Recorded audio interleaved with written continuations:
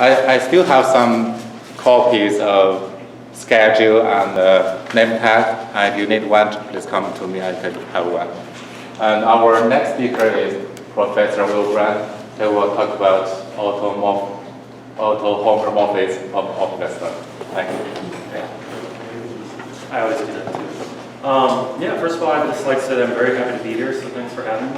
I don't think this is the title that I wrote down, so it's not the one I wrote down, but it's basically the same talk. I decided it might be the title. We're going to talk about auto-homomorphisms of omega star. So omega star is the stone-check remainder of the mapping numbers of discrete topology. And the thing you need to know about auto-homomorphisms on it for now, which by the way just means a homeomorphism from the space to itself, is that there is one really easy way to build them. So if you have a function on omega, it always extends to a continuous function on beta omega, and on beta omega. And if it's finite to one function, then the extension maps omega star to itself. And if it's almost a permutation of omega, so that means it's on some co-countable domain and some co-countable range, it looks like a bijection. Probably cofinite. Cofinite would be better. Yeah, that's then you get a homeomorphism. And these are the ones that we call trivial.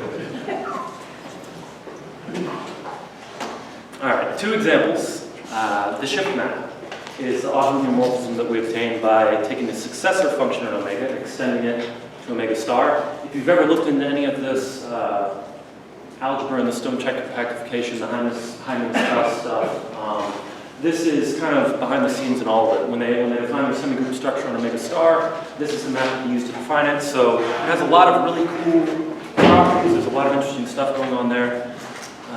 We denote it by the lowercase Greek sigma, the one in the middle of the word. And then we also have this other map, which looks like the shift map, but we have countably many copies of this time the integers and not the natural numbers being shifted. So this is a permutation of omega, and we're going to denote this map by, or the induced map of omega star, we're going to denote it by tau. All right. These trivial autohomeomorphisms are not necessarily all of the autohomeomorphisms. I think it's more interesting when they're not. The continuum hypothesis seems to be the natural axiom for getting lots of autohomeomorphisms of omega star. So under CH you have 2 to the aleph 1 of them, but of course only continuum many can be trivial, so most autohomeomorphisms are non-trivial. It is consistent, however, that all autohomeomorphisms are trivial. For what we're going to be looking at today, I guess I haven't told you yet what we're going to be looking at today, but when we get going talking about these autohomeomorphisms, it's going to be most interesting when we have lots of them available. So for the most part, we're going to be talking about theorems that hold under the continuum hypothesis. I will mention a few things that hold in ZFC, but CH is the most interesting context in which to discuss the questions we're going to be discussing. Okay, what questions we're going to be discussing? I want to ask what the structure of these autohomeomorphisms is, so the set of all autohomeomorphisms, what their structure is under the relation of mapping onto each other. So what does it mean for one to map onto another one? Well, I think this is the most natural way of expressing it. So if F and G are both homeomorphisms from omega star to itself, we said that F maps onto G if there's a continuous surjection pi that maps the action of F to the action of G. In other words, it makes this diagram commute. You can think of it, and I'll show you an example about how this can work. You can think of it as taking a copy of omega star where F is acting, then you squish a bunch of blobs together, so you identify a bunch of points, and after you squish all these blobs together, you still have omega star, but you might have a new continuous function on it, that's G. So G is obtained from F by shrinking your topological space. All right, and just so you know, I didn't just sort of make this up so I could ask questions about it. This is a standard notion of mapping one continuous function onto another one, and I'm just wanting to explore what exactly this looks like for the autohomeomorphisms of omega star.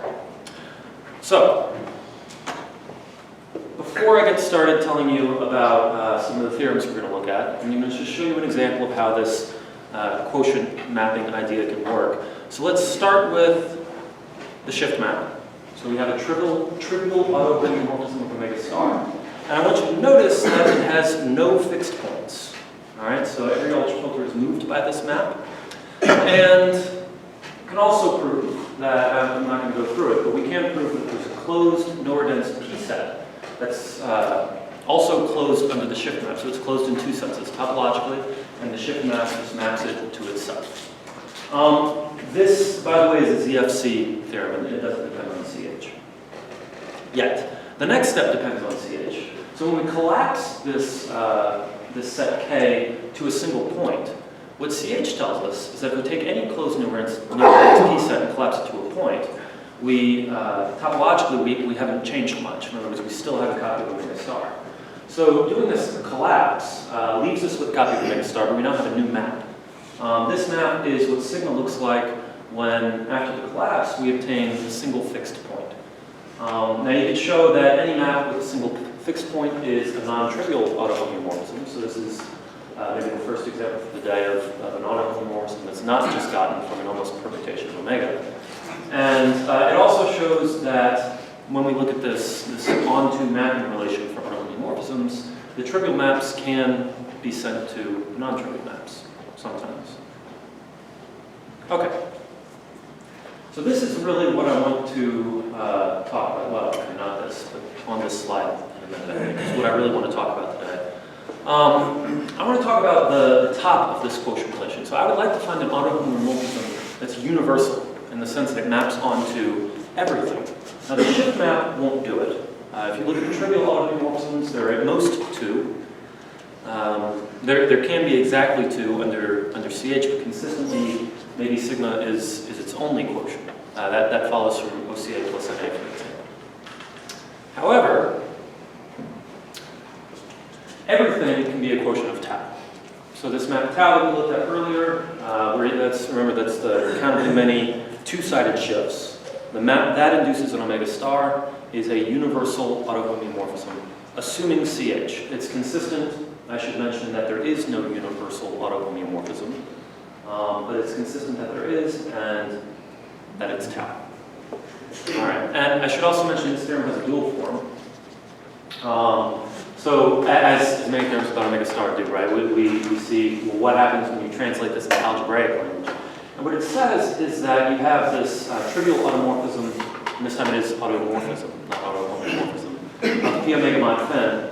And what it does is it gives you a structure where every automorphism of P omega mod phi is just really a it's gotten by finding a suitable subalgebra of P omega mod phi and just looking at the restriction of this trivial.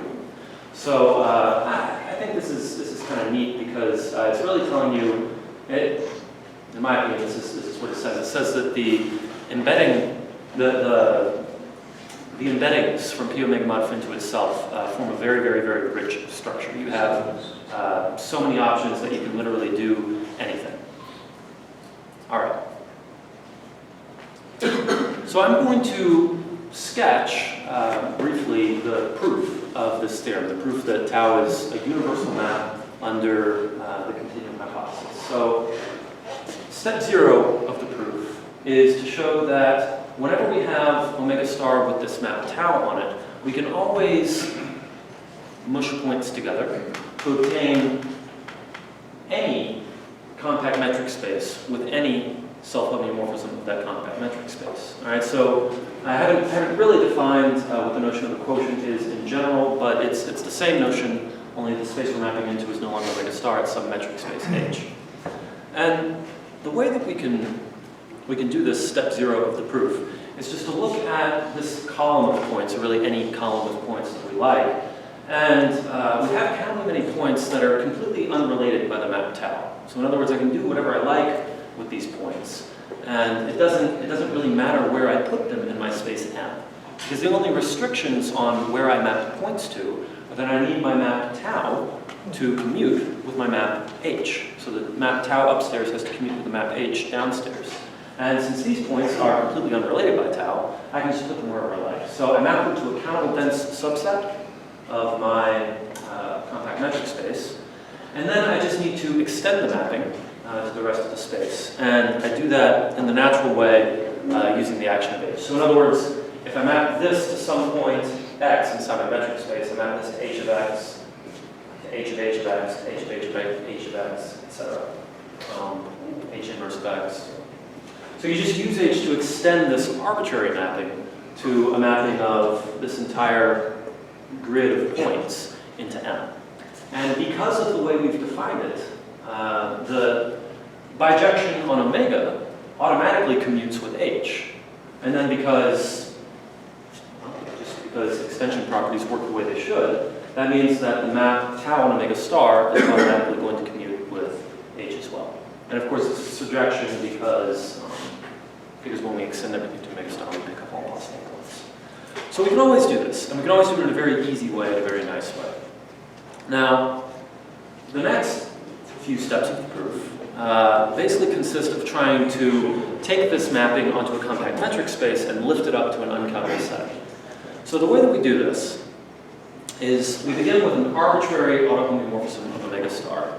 I'm writing that in the top left corner here. And I want to approximate this system here, omega star with H. I want to approximate it by compact metrizable spaces with autohomomorphisms on them. So, in other words, I want to write it as an inverse limit chain in this nice way. Now, I want to do it not in an arbitrary way, because if I do it in an arbitrary way, bad things can happen. So it might be the case that I could map omega star with tau onto here, but I wouldn't be able to lift that mapping any higher through my chain. So what I want to do is I want to write omega star with H as an inverse limit of these compact metrizable spaces with their self-homeomorphisms in such a way that I'm using elementary submodels to make sure that there's a lot of coherence between the levels of this chain. Specifically, what you do is you embed omega star with H as a subset of 0, 1 to the Aleph 1, so in a sufficiently large Tikhonov cube. And then you take, you take that as part of a sufficiently large model of set theory, or enough of set theory, and you look at a continuous chain of countable elementary submodels. Now, in each of those countable elementary submodels, you have countably many ordinals from omega 1, countably many coordinates from your Tikhonov cube, and you obtain, say, M0, H0 by just projecting omega star with H onto the coordinates that you find inside of your 0 model. And so at every step, as we step up our chain of elementary submodels, we're getting more and more coordinates on which to project omega star, and so we're getting stronger and stronger reflections of this thing at the top. And at the end, we get it as a full inverse limit. But I want to emphasize in a particularly nice way. All right. I know elementarity is there to ensure that we have a lot of coherence between these levels. So, using the lemma from the previous slide, what I know is that I can take omega star with tau on it, and I can project it onto the bottom level of this system. And then, using elementarity, we can perform a lifting. So we can make sure that this map lifts to a map to the next step, and then to the next step, and the next step, and the next step, and eventually we get a whole system of liftings. And the limit of these pi alphas, the limit of these quotient mappings, gives us a quotient mapping at the top level. That's a very, very rough sketch. And I should probably give credit where it's due. So the idea of using elementarity in this particular way to accomplish this kind of lifting was not originally mine. I think Alan and KP have a paper where they do a similar thing, projecting H star, the stone check remainder of the half line, onto an arbitrary continuum of weight Aleph 1. Okay.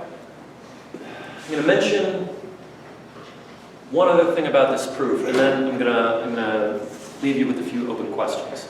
So one other thing about this proof, I want to mention, you might notice if you're familiar with some of these sorts of proofs, these Paravichenko style proofs, I would call them, then you'll know that there's nothing particularly special about having omega star there in the top left-hand corner. So what this proof can actually be made to show, it can handle any possible target space. It doesn't have to be omega star and some autohomomorphism on it.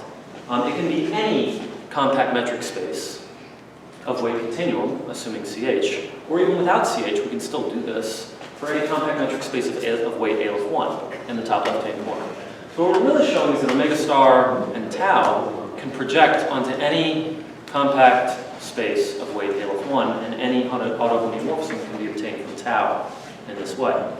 But even more than that, you can actually handle any countable set of maps at once. You don't have to just use one map. Any countable collection of self-maps is fine, in which case we can actually obtain, so this is what motivated me to go down this road in the first place. We obtain for every countable discrete semigroup what's called a universal flow of weight C. So under CH, we have these notions of dynamical systems and S flows for semigroups S. And what we're really doing here is we're showing that under the right hypotheses, we can find maximal flows, which is a topic that's been studied a lot in the context of maximal minimal flows, which, okay, that sounds weird when I say it that way. I guess maybe universal